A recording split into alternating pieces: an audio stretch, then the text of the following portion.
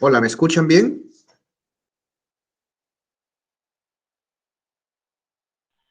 Sí, doctor, buenas noches. Ok.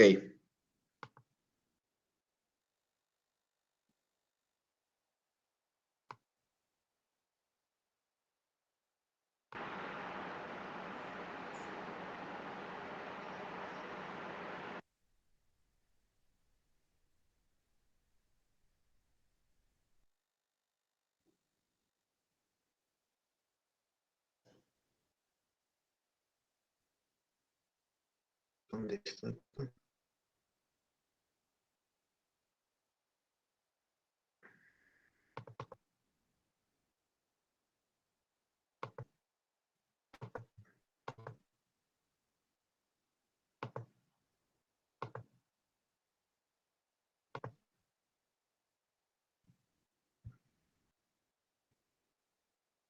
No sé qué pasa aquí. Voy a entrar.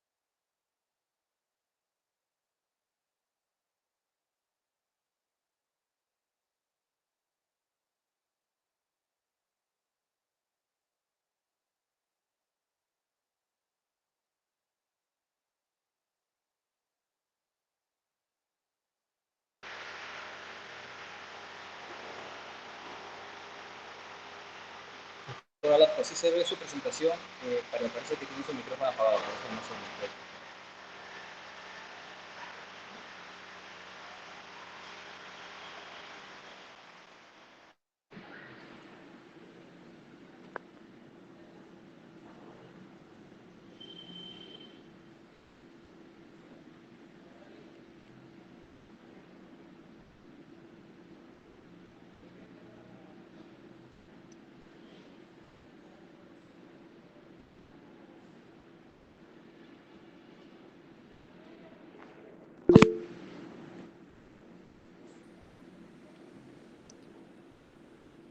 Claro, sí se ve la presentación, lo que pasa es que su audio está apagado, su micrófono figura como apagado. Ahora sí. Ajá, ahora sí. Ya, perfecto. Listo, vamos a empezar. Disculpen la demora. Bueno, si bien es cierto, es una clase de fisiopatología, siempre es bueno y el contexto de la enfermedad, de una manera de clínica. Los factores de riesgo para insuficiencia, algunos de ustedes lo conocen, y además de los factores de muy alta probabilidad de insuficiencia cardíaca como una hipertrofia, de hipertrofia ventricular ya nos da una probabilidad muy alta de desarrollar insuficiencia cardíaca. Como ustedes saben, predominantemente preservada. La diabetes también, obviamente, tanto en hombres como en mujeres, y se puede desarrollar un tipo específico de insuficiencia cardíaca diabética. Vean ustedes cómo, a menor control de la insuficiencia cardíaca, de la diabetes, mayor probabilidad de que mi paciente desarrolle este problema. Las causas, pues definitivamente ustedes conocen, seguramente en sus hospitales han tenido más de una etiología de insuficiencia cardíaca, muchas de ellas relacionadas a insuficiencia cardíaca con fracción de eyección reducida, y en otros casos con insuficiencia cardíaca con fracción de eyección preservada. La definición quizás esta es la más completa, que fue publicado en la Guía Europea ya del 2016. Es un síndrome clínico definitivamente, en donde hay síntomas, en donde a veces pueden haber signos, a veces no. Por eso es que existe también pacientes asintomáticos causados por una normalidad cardíaca estructural y o funcional, lo cual produce disminución del gasto cardíaco o un incremento de las funciones intracardíacas. Por eso es que dentro de la definición universal de insuficiencia cardíaca, además de haber una clínica, además de haber alteraciones estructurales, mucho tiene que ver también con signos de congestión, que puede darse por signos de congestión que podemos determinar en el ecocardiograma, como también con biomarcadores como son los péptidos natriuréticos, ¿no? Como lo menciono acá en lo que es la definición universal, ¿no? Presencia de signos o síntomas asociados a una anormalidad estructural o funcional, y esto a su vez, si tomamos en cuenta los estadios del American College, hablamos del paciente en estadio A, que en realidad es el paciente potencialmente que desarrolla insuficiencia cardíaca. El estadio B, el paciente ya con alteraciones estructurales, o incluso a veces solamente puedes tener péptidos natriuréticos elevados, no hay síntomas, a diferencia del C y D, que ya son pacientes sintomáticos. A su vez, como ustedes saben, la clasificación según fracción de eyección, hoy en día hablamos de la reducida, cuando es menos de 40, de la levemente reducida, cuando va en el rango de 41 a 49, de la preservada, más de 50, o también de la recuperada o mejorada, cuando un paciente reducido, su fracción de eyección sobrepasa el 40%.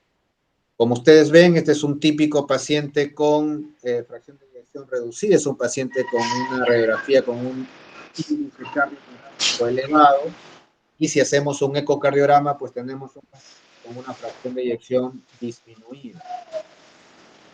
En cambio, el típico fenotipo del paciente preservado es, y por eso la radiografía es de una mujer, porque es predominantemente de sexo femenino, ¿no? En donde no tenemos un corazón dilatado, sino sobre todo un corazón hipertrófico, como lo vemos en este ecocardiograma, y que generalmente esta hipertrofia está asociado a crecimiento auricular, predominantemente del lado izquierdo, lo cual refleja un incremento en las presiones de llenado. Acá vemos más claramente cómo hay algunas diferencias epidemiológicas del paciente reducido con el paciente preservado, más mujeres, mayor edad, más asociado a la hipertensión, a diferencia del reducido, que está más asociado a enfermedad coronaria. Aquí las comorbilidades son más frecuentes, el sobrepeso y la obesidad. Hay pacientes que única y exclusivamente por ser obesos pueden desarrollar insuficiencia cardíaca, así no tengan hipertensión, así no tengan diabetes, y está más asociado a la fibrilación auricular. Si hablemos de la presencia de los péptidos natriuréticos, van a estar elevados en ambos fenotipos, pero se elevan más en el fenotipo reducido. Aquí vemos los péptidos se elevan, pues obviamente porque puede haber una sobrecarga de volumen o una sobrecarga de presión, lo cual a su vez lleva a que la célula miocárdica, sea de la aurícula o sea del ventrículo, por este estiramiento, genera pues que se produzca primero una molécula grande que es el pre-proBNP, y esto a su vez hace que el proBNP se pueda clivar en el NT-proBNP y en el BNP. El BNP pues un tiempo de vida mucho más corta que el NT-proBNP, que es lo que más utilizamos en práctica clínica. Y el BNP se eleva más que todo porque tiene funciones, digamos, beneficiosas, como luego lo vamos a ver, pero también hay que tener en cuenta, como lo demuestra este cuadro que está a su izquierda, que existen otras entidades, tanto cardíacas como cardíacas, que pueden elevar el BNP, ¿no? Como ustedes lo ven acá, incluso la misma edad, la disfunción renal, un síndrome coronario agudo, la fibrilación auricular, la embolia pulmonar pueden ser, digamos, entidades en las cuales también podemos encontrar el péptido elevado, y otras como la obesidad, en donde más bien puede estar disminuido. Nuevamente, un poco hablando ya de los tres fenotipos, incluso la levemente reducida, de sus características epidemiológicas y la respuesta al tratamiento va a ser muy similar a los pacientes con fracción de eyección reducida. Por eso es que incluso hoy en día hay una corriente en donde consideran que estos pacientes con la fracción de eyección de 41 a 49% deberían desaparecer y quedarnos con un solo corte que sería el 50%. Pero bueno, hablamos inicialmente de los pacientes con fracción de eyección reducida. Las bases fisiopatológicas van a estar en relación a estos puntos. Que van a haber un cambio en la geometría del ventrículo izquierdo, que es lo que denominamos remodelado. Hay una activación de sistemas endógenos neuromorales. En algunos pacientes, a su vez, vamos a tener un fenómeno que puede incrementar, digamos, la sintomatología y el remodelado maladaptativo, que son los pacientes que tienen disincronía.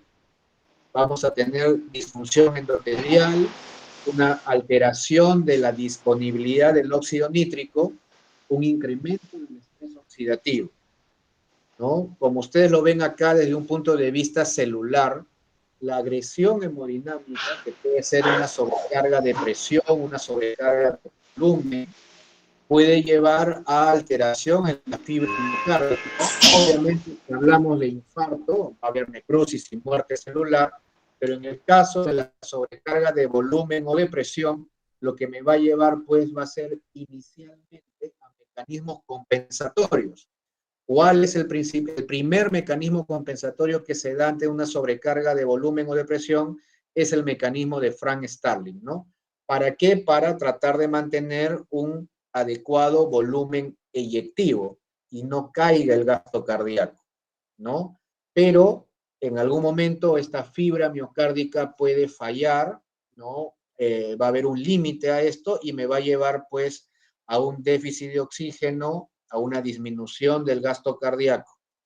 Acá tenemos pues la curva de Frank-Starling normal, en donde a cierta determinada presión diastólica va a haber un incremento en lo que es el volumen eyectivo, hasta que se da ya la insuficiencia cardíaca y más aún en el choque cardiogénico, que para tratar de mantener un índice cardíaco adecuado, esto se va a producir a expensas de un incremento de la presión diastólica. Entonces, el mecanismo inicial compensatorio de Frank Starling es un tema hemodinámico, pero esto a su vez trae como consecuencia también la activación de sistemas neuromorales que inicialmente son compensatorios.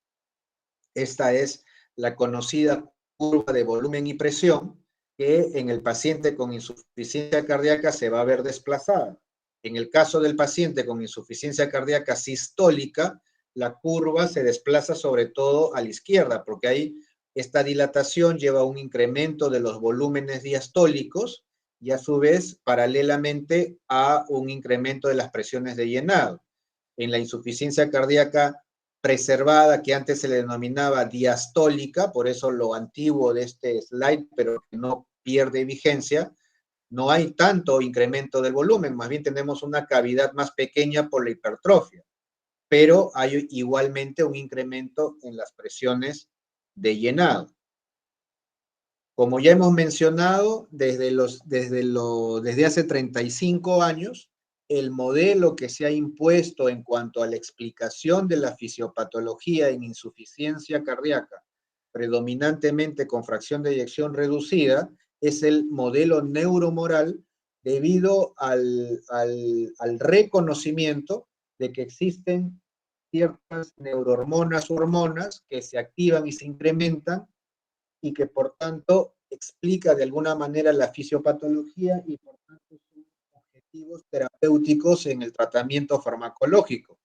Antes explicábamos la insuficiencia cardíaca como un modelo cardiorrenal, posteriormente a un modelo hemodinámico, por eso que en los años 50 o antes, predominantemente el tratamiento era diuréticos, ¿no? O en algunos casos inotrópicos que me mejoraban la contractilidad del corazón. Posteriormente fuimos descubriendo de lo que hay un incremento significativo de adrenalina, de noradrenalina, de la renina, de la angiotensina 2 y también, ¿por qué no decirlo?, del péptido natriurético. Aquí lo vemos claramente como hay una activación, por un lado, del sistema renina-angiotensina-aldosterona, con una activación de renina predominantemente a nivel del riñón, aunque también hay renina en otros órganos, mayor producción de angiotensina 2, mayor producción de aldosterona, lo que lleva inicialmente a un fenómeno compensatorio, porque al caer el gasto necesitas una mayor vasoconstricción, el riñón entiende de que hay aparentemente menos volumen eyectivo y por tanto responde con la angiotensina y la aldosterona con una retención de sodio y agua, ¿no? Con menos natriuresis, porque este sodio se reabsorbe, y por otro lado el sistema nervioso simpático que también se activa, ¿para qué? Para mejorar la contractilidad y la frecuencia cardíaca, y con eso pues trato de mantener el volumen eyectivo de manera adecuada, ¿no? Aquí vemos entre los mecanismos compensatorios el sistema adrenérgico con un incremento de la actividad beta-adrenérgica, ¿no? ¿Para qué? Para aumentar la contractilidad y la frecuencia cardíaca, y también hay un incremento de la actividad alfa-adrenérgica produciendo vasoconstricción. Entonces, sea por sobrecargas ventriculares que se pueden dar en las valvulopatías, las miocardiopatías o la propia enfermedad coronaria, me lleva a disfunción ventricular y como mecanismos compensatorios vasoconstricción y activación neuromoral, lo cual de lo que inicialmente son mecanismos compensatorios para el corto plazo, a mediano y largo plazo, la mayor cantidad, concentración de estas neurohormonas circulantes me van a llevar a daño celular, me van a llevar a activación de genes que me van a producir mayor fibrosis, por ejemplo, ¿no? Y a nivel renal, pues me van a producir también un incremento de la reabsorción de sodio y agua, ¿no? Aquí lo vemos claramente, a lo cual podemos sumar el proceso inflamatorio crónico que también se da en la insuficiencia cardíaca, ¿no? Me lleva a una disminución del gasto. Esto se traduce a una disminución de la perfusión y por un lado el sistema renina-angiotensina-aldosterona, que es el círculo corto es el compensatorio, pero que a la larga me lleva a fibrosis, apoptosis, incremento de fenómenos arrítmicos, congestión pulmonar y sistémica. Y por el lado derecho, la activación del sistema nervioso simpático, que inicialmente, que es lo que señalo pues como este círculo más corto, me lleva pues a tratar de mantener el gasto cardíaco, pero que a su vez un incremento importante del sistema nervioso simpático y de la adrenalina y noradrenalina me lleva a una desensibilización de los receptores beta a nivel miocárdico, aritmogénesis, apoptosis también y fibrosis.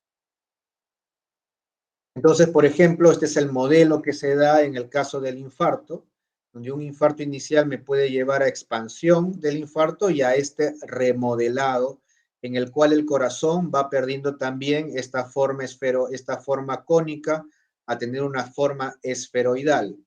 Esto se debe a alteraciones en los tres componentes histológicos. Miocardio, ¿no? Con alteraciones en el cardiomiocito, alteraciones en el intersticio con mayor fibrosis intersticial y perivascular y alteraciones también en la microcirculación.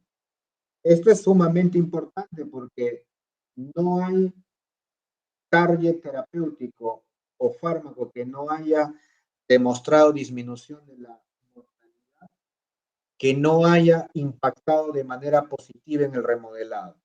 Todos los fármacos que hoy en día están aprobados en insuficiencia cardíaca con fracción de eyección reducida, de alguna manera impactan en remodelado, tratando de disminuir volúmenes ventriculares, ¿no? Tanto sistólicos, diastólicos, tratando de mejorar la fracción de eyección, ¿no? Porque esto a su vez está directamente relacionado con un beneficio clínico, ¿no? Y eso es lo que apuntamos, hacia un remodelado reverso, por lo menos los fármacos que actúan sobre el sistema de aldosterona, sobre el sistema adrenérgico, incluidos sacubitril valsartán, que ya ustedes lo conocen, producen un remodelado reverso. La resincronización produce un remodelado reverso. Incluso los inhibidores del cotransportador de glucosa tipo 2, si bien es cierto, no está muy claro cuál es el mecanismo de acción dentro de todos los mecanismos de acción que se le están atribuyendo, también hay información y reportes que nos dicen que de alguna manera, dentro de estas acciones que tienen estas glicosinas, también reducen volúmenes ventriculares y también me mejoran la fracción de eyección, ¿no? Entonces tenemos distintos targets que, como digo, de alguna manera impactan en el remodelado. ¿Y de qué manera se puede reflejar este remodelado adecuado o remodelado reverso? Una de las maneras es la caída del péptido natriúretico. Esto quedó demostrado ya en estudios como el Pioneer, ¿no? En donde las disminuciones de NT-proBNP por debajo de 1000 están directamente relacionados con una mejoría de los volúmenes ventriculares y un incremento de la fracción de eyección. Entonces, este slide de alguna manera refleja o resume la fisiopatología en cuanto a los daños que se dan a nivel miocárdico y de matriz intersticial, estimulación de sistemas neuromorales, todas las alteraciones, tanto bioquímicas, celulares, hemodinámicas que se puede dar en este paciente a partir del remodelado y la caída de la fracción de eyección, que me produce arritmias, que me produce alteraciones hemodinámicas, que me produce retención de sodio y agua y que se traduce en síntomas.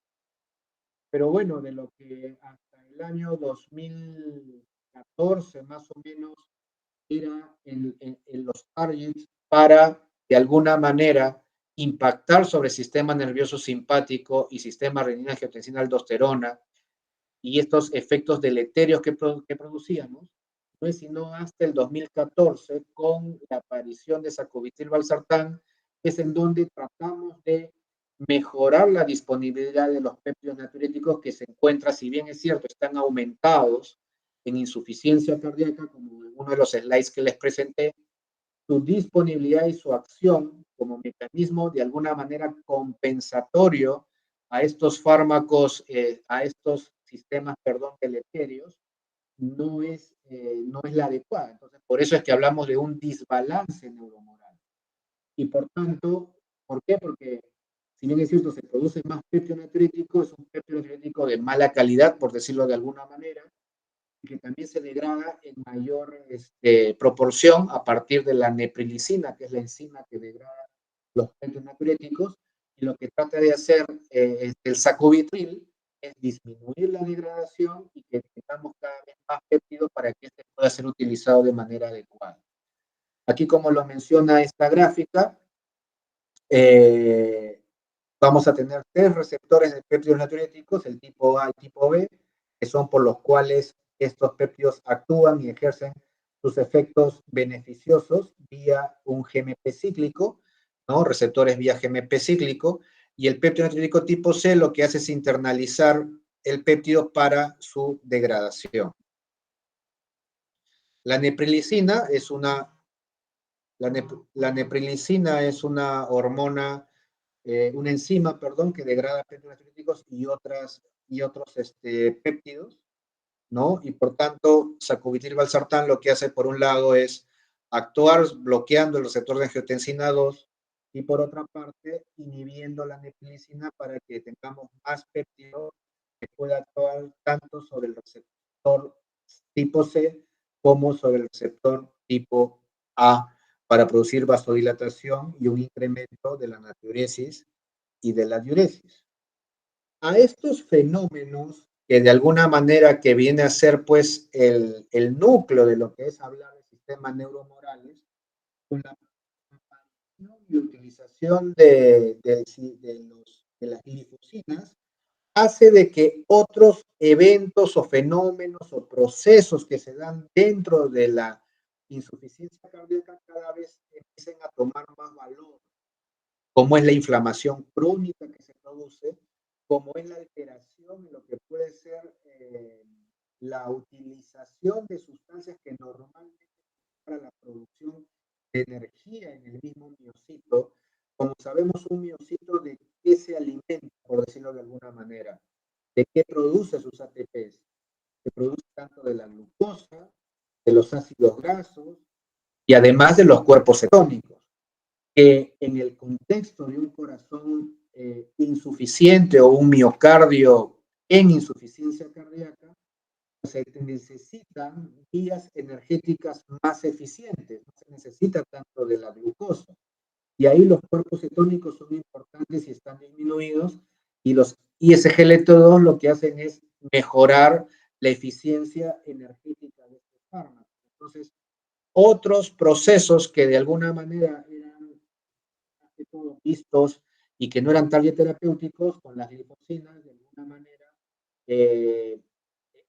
entran, digamos, a tallar también, ¿no? Sabemos que de 20 a 25% de los pacientes con insuficiencia cardíaca con fracción de eyección reducida, a su vez va a haber un remodelado eléctrico por el cual hay disincronía eléctrica.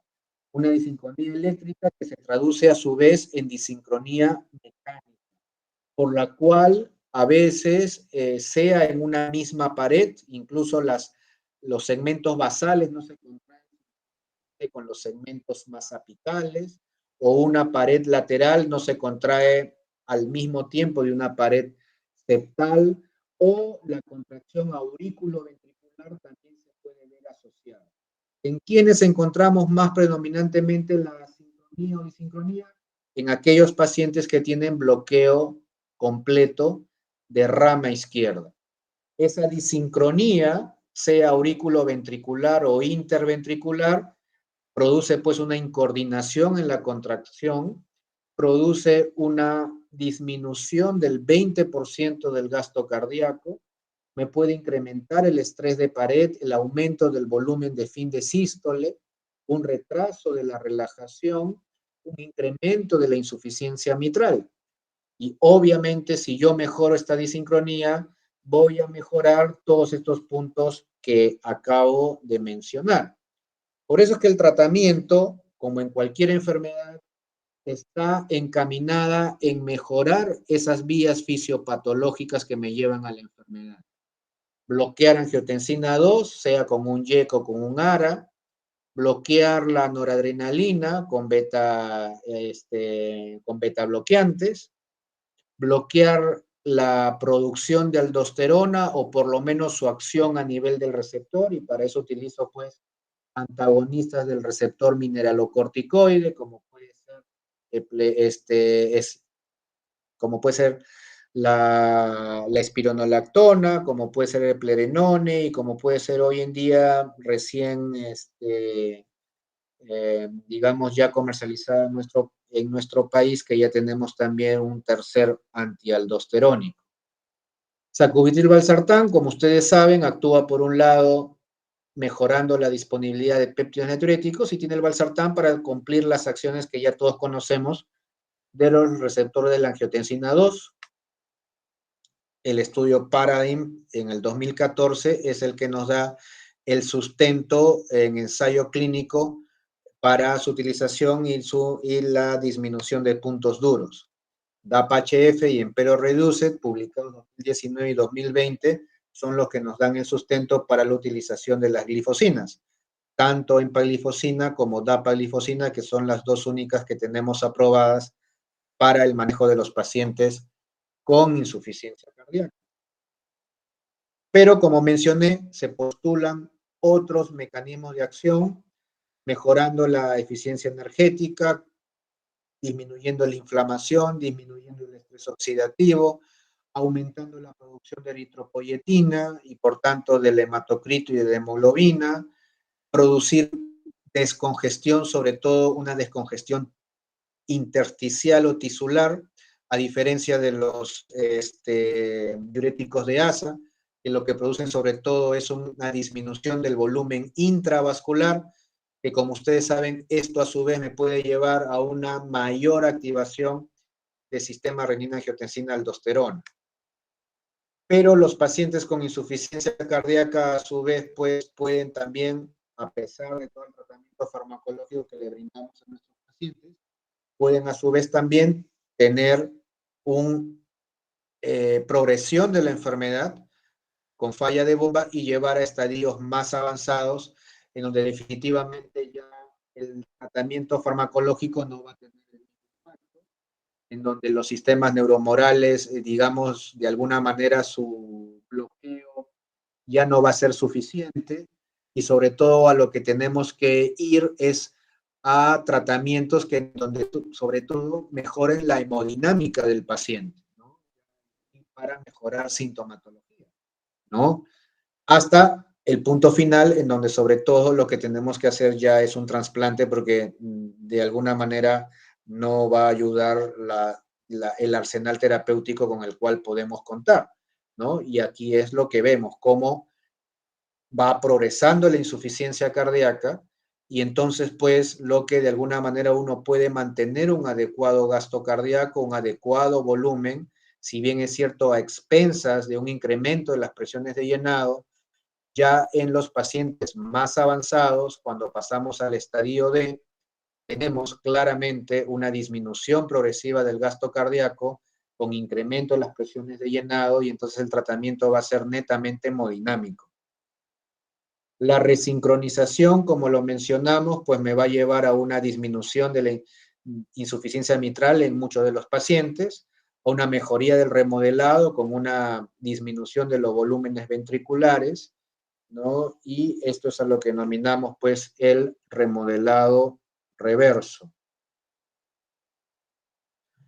Por tanto, pues tenemos todo un camino en este modelo neuromoral que se empezó en el 85 con la publicación, u 86, del estudio Consensus con enalapril, a lo que se ha sumado pues ya a lo que hoy en día denominamos pues los 4 pilares, que son los fármacos que de alguna manera cambian el pronóstico de los pacientes, y luego otros fármacos adicionales, como pueden ser los agonistas de la guanilato ciclasa. ¿Por qué? Porque también se menciona, hay un mayor proceso inflamatorio, hay una alteración en la disponibilidad del óxido nítrico, y estos fármacos como el vericiguat de alguna manera también complementan la acción o una vía fisiopatológica adicional, pero con resultados pues todavía no de gran impacto, no cumplieron su objetivo primario y por tanto pues no forma parte de los 4 pilares. Esperaremos un par de años el estudio Víctor, donde ya no solamente estamos hablando como en el Victoria, pacientes muy avanzados, sino pacientes que de alguna manera son los clásicos, ¿no? Clases funcionales desde la 2 hasta la 4, con criterios mucho más comunes. Y entonces, si sale positivo el Víctor, diremos pues que también va a ser importante impactar esta vía de la guanilato ciclasa y ya no hablaremos de los 4 pilares, sino de repente pues de los 5 pilares en insuficiencia cardíaca. Por ahora son 4 pilares más el tratamiento de la congestión, el tratamiento de resincronización en aquellos pacientes con QRS ancho, a lo cual se puede sumar, como se sabe, hoy en día Vericiguat para los más avanzados, isosolvina en afroamericanos, terapia de hierro como un mecanismo complementario también. ¿Por qué? Porque también el déficit de hierro se ha visto que altera la función mitocondrial y la producción de energía, que de alguna manera podría mejorarse con la represión de las reservas de hierro, ¿no? Y también, ¿por qué no decirlo? Los pacientes que permanecen taquicárdicos por mecanismos hemodinámicos, no es bueno que también el paciente esté taquicárdico y ahí desarrollar la ivabradina. Mientras más pueda ser volver a resincronizar y mientras más angosto me quede el QRS, pues esto es una manera de ver que se está dando un remodelado reverso también en los pacientes en los cuales le coloco un resincronizador. En cambio, todo este conocimiento de lo que puede ser las vías fisiopatológicas y por tanto el tratamiento en los pacientes con insuficiencia cardíaca con fracción de eyección reducida, se ve de alguna manera eclipsado para en el otro lado, ¿no? En los pacientes preservados, en donde, como sabemos, epidemiológicamente son más mujeres, son más pacientes mayores, hay muchas más comorbilidades asociadas y a veces son las comorbilidades las que me llevan a la insuficiencia cardíaca. Quizás aquí lo que lleva, lo único que intersecta a todos ellos y que tienen en común es una gran disfunción endotelial, un incremento del proceso inflamatorio, un incremento del estrés oxidativo, una menor biodisponibilidad de óxido nítrico. Eso es quizás lo que tiene en común todos los pacientes que llegan a desarrollar insuficiencia cardíaca con fracción de eyección preservada, ¿no? Acá vemos cómo está asociado a más comorbilidades, pero sin embargo, cada vez tenemos más pacientes que se presentan en los hospitales con insuficiencia cardíaca con fracción de eyección preservada. En algunos casos, a veces tenemos más preservados que reducidos, y no somos ajenos a eso. En el fin de semana, en el Congreso peruano, digamos, se presentó un registro con más de 300 pacientes nacional, con algunos hospitales de MINSA, Fuerzas Armadas, y sí, definitivamente hay más preservados que reducidos. La hipertensión arterial es una de las entidades que me puede llevar a insuficiencia cardíaca preservada, sea por hipertrofia y disfunción diastólica o también con disfunción sistólica, generalmente aquellos pacientes en los cuales está asociado a isquemia miocárdica. Pero como ustedes ven, independientemente de cuál es la comorbilidad, la obesidad, la hipertensión, la diabetes, etcétera, hay disfunción endotelial y esto a su vez me puede llevar a un incremento, a una hipertrofia a nivel del cardiomiocito. En el caso de la diabetes per se, sea por la hiperglicemia, por la resistencia a la insulina, por la hiperinsulinemia, me va a llevar a alteraciones sistémicas, cardíacas, alteraciones en la microcirculación y alteraciones celulares, ¿no? Tanto a nivel mitocondrial, hipertrofia, una alteración en las fuentes energéticas que me llevan inicialmente a una disfunción disfunción diastólica, luego una disfunción sistólica, y si no está asociado a enfermedad coronaria, es a lo que denominamos una miocardiopatía diabética. A estos fenómenos iniciales, que es inflamación y disfunción diastólica, se pueden asociar en más o menos medida alteración a nivel renal, alteración a nivel músculo-esquelética, a nivel pulmonar y a nivel de los vasos sanguíneos. Por eso es que generalmente aquí hablamos de un grupo de fenómenos que no se dan en la misma magnitud en cada paciente. Hay pacientes en los cuales lo que predomina es la hipertrofia y la disfunción diastólica. Hay pacientes en donde a su vez pueden llegar a desarrollar hipertensión pulmonar y disfunción ventricular derecha. Hay otros pacientes en donde lo que está asociado es una incompetencia cronotropa más que otros. Y aquí, pues obviamente, si hay incompetencia cronotropa, en este grupo de pacientes pudiera no ser muy adecuado el dar beta bloqueadores.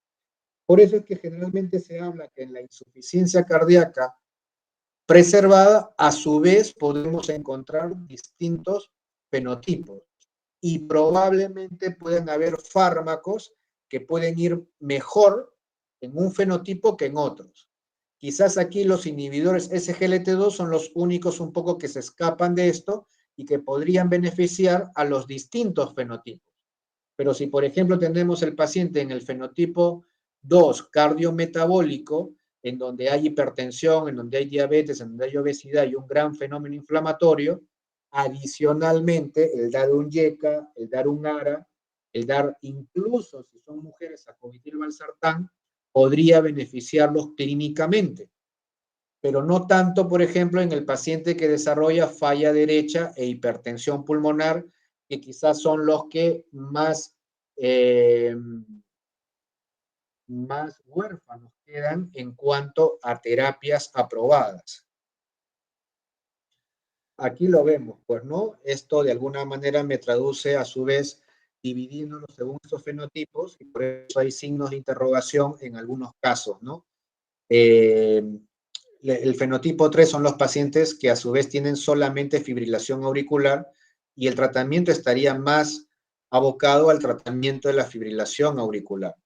Esto es lo que les había presentado ya anteriormente en cómo los fármacos a su vez están de alguna manera los levemente reducidos. El tratamiento farmacológico es muy similar porque si bien es cierto, no hay un estudio clínico en donde solamente se haya probado en pacientes levemente reducidos, de alguna manera los análisis de su grupo te puede decir que un YECA, un ARA, un beta bloqueador o incluso sacubitril/valsartán puede ir bien en este grupo de pacientes. En preservados con fracción de eyección por encima del 50%, quizás los ISGLT2 son los que pueden beneficiar y en algunos casos muy seleccionados los antialdosterónicos y sacubitril/valsartán. Como ustedes ven, los distintos estudios hechos en FEBI preservada no hubo beneficio, ¿no? A diferencia, por ejemplo, de los antialdosterónicos en menores de 50 años,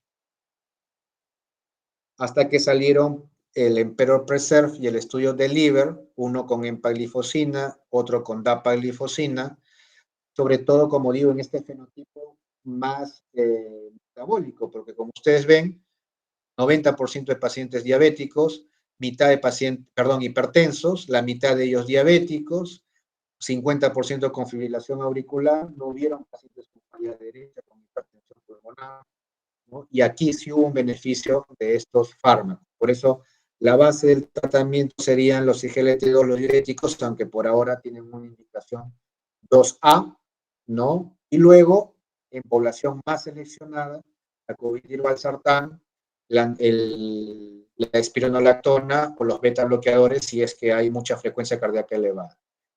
Esto en sí es un resumen bastante sucinto y por la aras del tiempo y la hora de lo que puede significar la patología junto con lo que es pues los fundamentos para dar la terapia en el paciente con insuficiencia cardíaca. Si tuvieran alguna pregunta, aquí estamos para responderlas.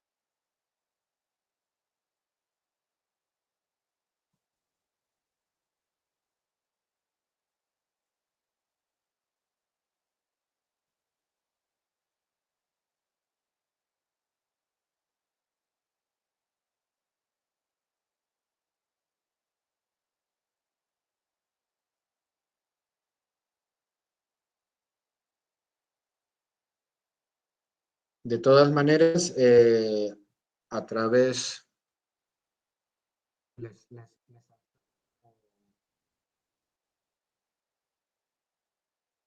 de Ronald, a Ronald le paso mi presentación en PDF para que se las pueda compartir.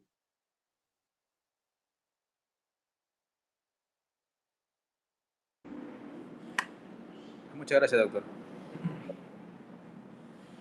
Bueno, posiblemente después de todo el día de trabajo ya están cansados y es viernes encima. Y tienen derecho también un poco a descansar. Así que, bueno, aparentemente no hay preguntas. Así que, bueno, ha sido un gusto estar con ustedes y, bueno, a través de Ronald o directamente, en algún momento puedo ayudarlos en su formación o algún tipo de ayuda que necesiten de mi parte. Aquí estoy para poder ayudarlos. Así que buenas noches con todos. Nos vemos.